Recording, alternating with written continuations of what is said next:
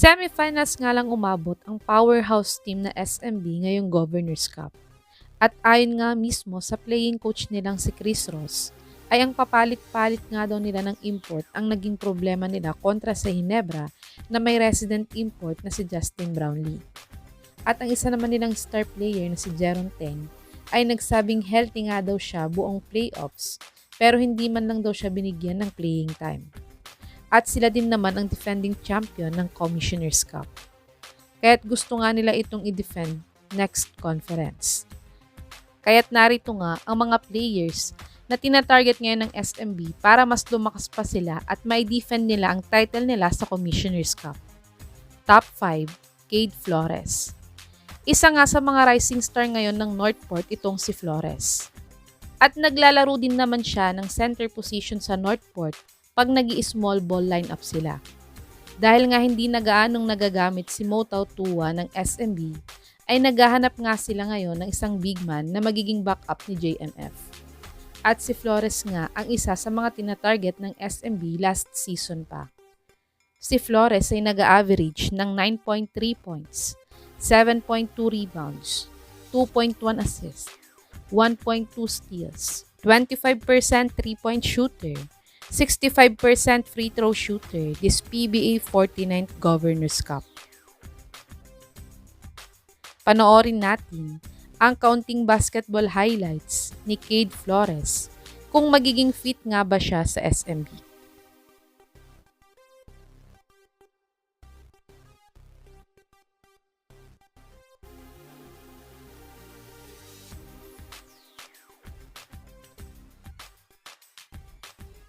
Top 4, Will Navarro.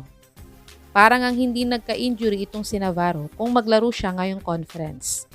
Dahil isa nga siya sa mga tumutulong sa Northport upang sila ay manalo ng mga games nila ngayong Governors Cup. Si Navarro nga ay isang athletic combo forward na player. At last season pa nga ay silang dalawa na ni Cade Flores ang gustong makuha ng SMB. Si Navarro ay nag-a-average ng 10.1 points, 7.2 rebounds, 2.4 assists, 0.5 steals, 30% 3-point shooter this PBA 49th Governors Cup. Panoorin natin ang counting basketball highlights ni Will Navarro kung magiging fit nga ba siya sa sistema ni Coach Gallant.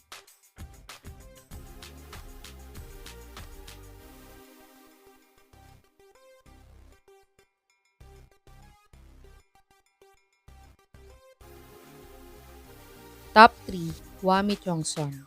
Si Chongson nga ay hindi gaanong nakapaglaro ngayong Governors Cup. Ito ay dahil nagka-injury nga siya sa pang-limang laro nila ngayong Governors Cup. At dahil dito nga ay isa lang ang naipanalo ng Jeep ngayong conference. Ngunit, si Chongson nga ay ang star guard ng Jeep last PBA season. At ang SMB naman ay naghahanap nga ng isang starting point guard na gaya ni Chongson ngayon. Dahil nagkakaedad na nga ang dalawang starting point guard nilang si Chris Ross at Terence Romeo. At hindi din naman pang starting point guard ang laruan ni Chris Rosales at Simon Enciso last PBA playoffs. Si Chongson ay nag-a-average ng career low niyang 9.5 points, 3 rebounds, 3.2 assists, 0.5 steals, 33% 3-point shooter, 75% free throw shooter this PBA 49th Governors Cup. Panoorin natin ang mga best basketball highlights ni Wami Chongson kung siya nga ba ay magiging fit sa sistema ng SMB.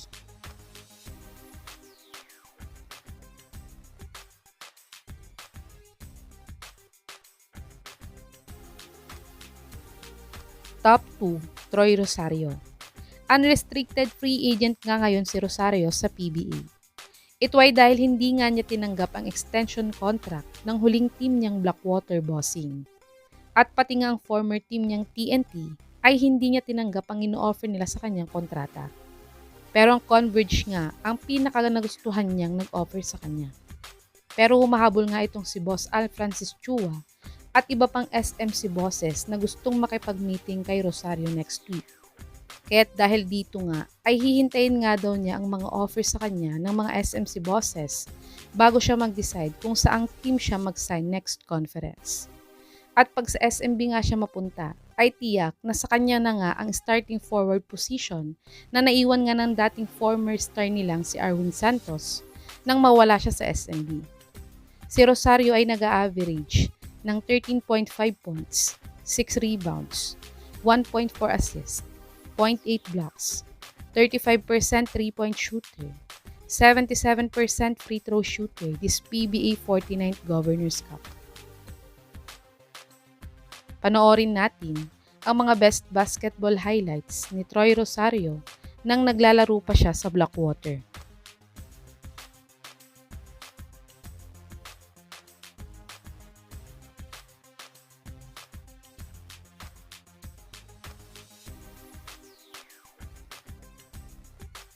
Top 1, Arvin Tolentino.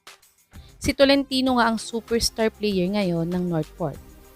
Nakascore pa nga siya sa isang laro nila ng 51 points ngayong Governors Cup kontra sa Converge. Matapos ngang tawaging farm team ang team niyang Northport ng assistant coach ng Converge at PBA legend na si Danny Ildefonso. Pero ang nakakagulat nga na ginawa ni Tolentino ngayong off-season ay nag-post nga siya ng isang San Miguel beer sa social media account niya. Kaya't dahil dito nga ay madami nga naging haka-haka na sa SMC na nga daw ang next team ni Tolentino. At ayon nga sa source na to ay si Jeron Teng, Simon Enciso at isang first round pick nga daw ang susubukang i-offer ng SMB sa Northport para makuha si Tolentino. Si Tolentino ay nag-a-average ng 23.7 points, 8.3 rebounds, 4.3 assists, 1.2 steals, 34% 3-point shooter, 78% free throw shooter this PBA 49th Governors Cup. Panoorin natin ang pinaka-latest na basketball highlights ni Arvin Tolentino this Governors Cup kung magiging fit nga ba siya sa sistema ni Coach Gallant.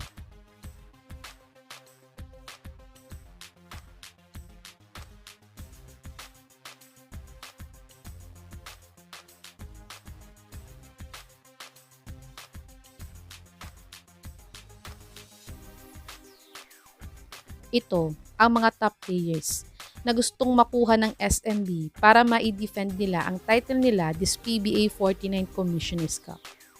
Sa tingin niyo mga kabubbles, sino sa mga players na to ang makakatulong sa SMB na ma-defend ang title nila next conference? I-comment niyo na po yan sa baba.